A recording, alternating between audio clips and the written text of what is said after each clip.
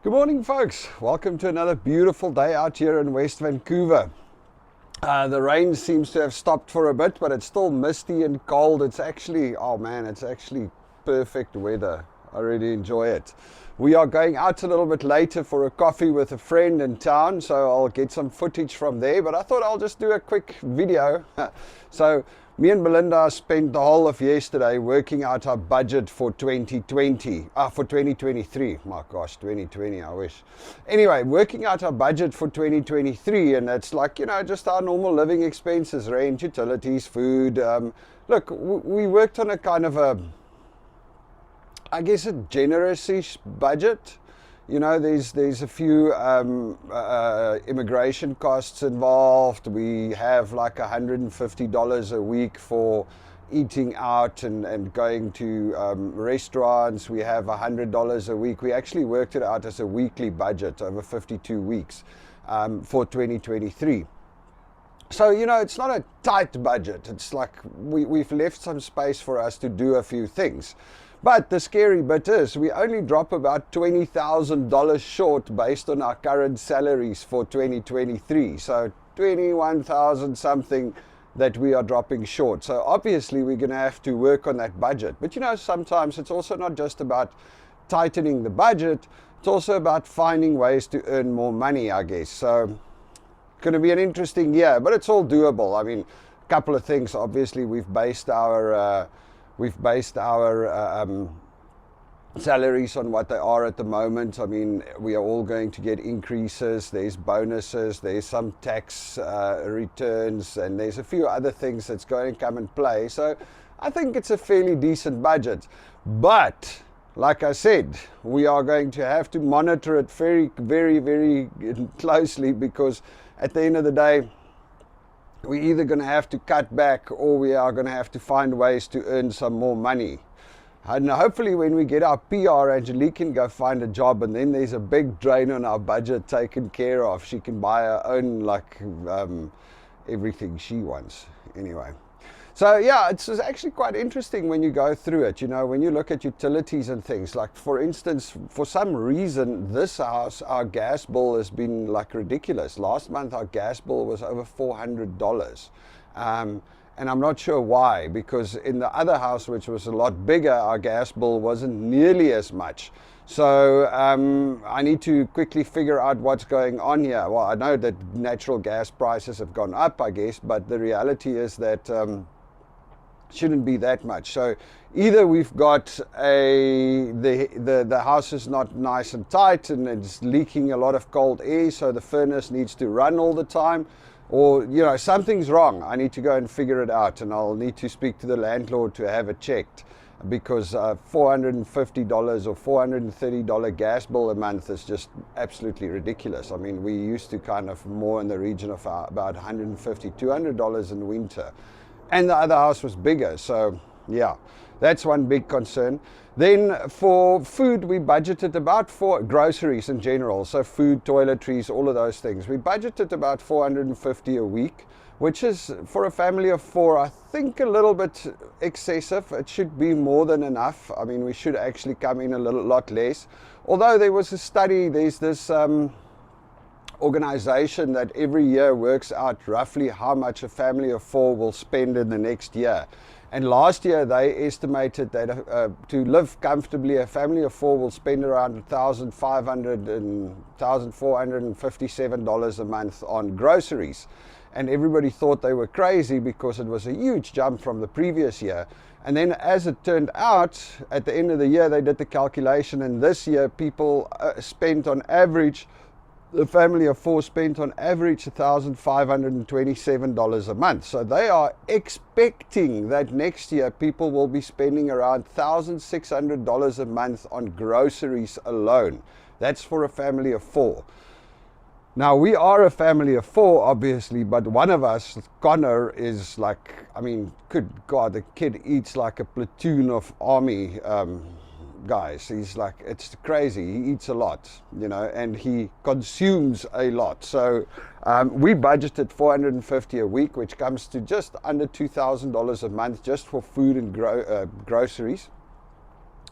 And then, of course, there's a few other things. I mean, we put in like $100 a week for experiences. I mean, stupid little things like our little trip to the Vancouver Christmas market. That cost us $100, and it's not extreme. It's just a quick trip downtown, and for 3 of us, and it's the entry tickets and the bratwurst and a cold drink and a few things, and there's $100 gone. Of course, everything you buy at those places costs about 20% extra because every single machine has that whole tipping thing going. You just have to, everybody wants a tip between 18 and 25%. It's actually absolutely ridiculous. Sometimes I wonder how much money some of these guys make, because I mean, if you're standing there and you're selling bratwursts at $15 a pop, and I mean, you're selling 1 or 2 every minute. I mean, you're selling 100 an hour.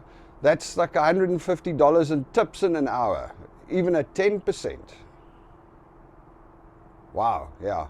I think some of them are doing really, really well with this whole tipping thing. But anyway, that's besides the point. We're talking about budgets. But I guess you have to include the tips in the budget, because the reality is that everywhere you go these days, people expect a tip, and they do not want a 10% tip. It's 15 or 18, 20 and 22, or 15, 20 and 25. It's a little bit crazy. Anyway, and then for the rest of the budget, fuel and driving, because I got to go drop Belinda off at work. I drop the kids off at school every day. Not that we drive around too much, but we budgeted about $75 a week just for fuel and bus tickets and things like that, and the odd Uber here and there. And then, of course, we've got a few expenses back in South Africa.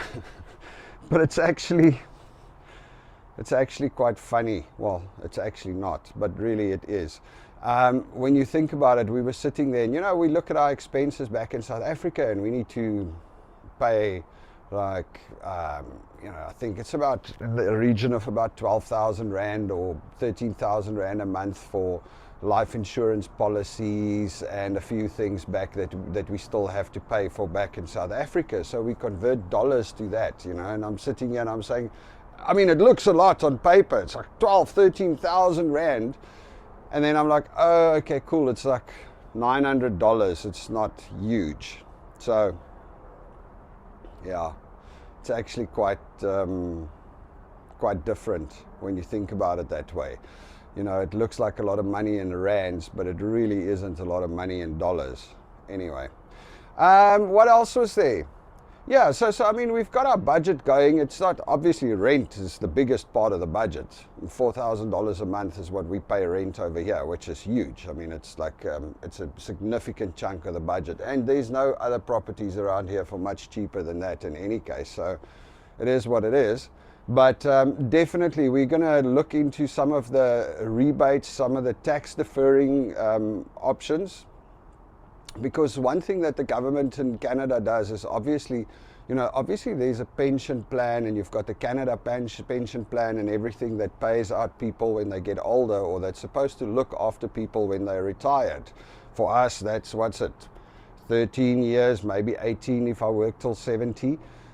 So you've got all of these retirement plans, or the government retirement plans, but they're not that great. So what the Canadian government has done, I suppose most governments in the world do that, is they create tax-free savings plans or buckets that you can put money in. And you can start saving up for your future. And it's actually, I was looking at it with a financial consultant the other day, and I used to think saving sucks. I mean, it's like stupid. You go put your money in the bank and you get like 1% or 0.5%, but inflation is 5%. I mean, you're just moving backwards. It's just not worth putting your money in the bank in a savings account. That's just not a way to save.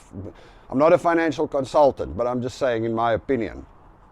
But what they do here is that you can go and invest your money in a higher yield fund that gives you a higher percentage, also obviously a higher risk. You can choose the risk level at where you want to go in. So it's more like an investment fund that you put your money in, but it is also linked as part of that savings under the government, and I don't know the names of it. I'll do a video about all of that. But and then you get the saving tax free, or you can like, yeah, there's a couple of different ones. There's actually some really, really cool ones where you can save money for your kids' education. And if you save money for your kids' education, not only is the money tax free and your growth is tax free, but also the government puts in a portion. If you put in, say for argument, $6,000, the government puts in an extra $1,000 or $2,000 into your thing. It's like, I don't have the exact number, so don't hold me to that. But the reality is they also contribute for that savings for education. So there's a bunch of those tax deferring systems and ways of making sure that your taxes are more efficient. So we'll be looking into that.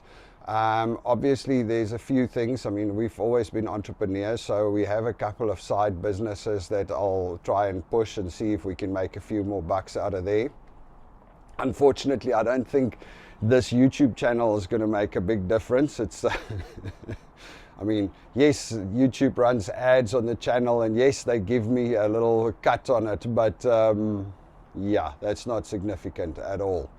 Anyway, so yeah, it's going to be an interesting one. I'll keep you guys updated, but it's time to budget and it's time to track. In this next year, we're going to have to work very carefully with our money, because we got our savings, but you know, obviously we don't want to dip too deep into that.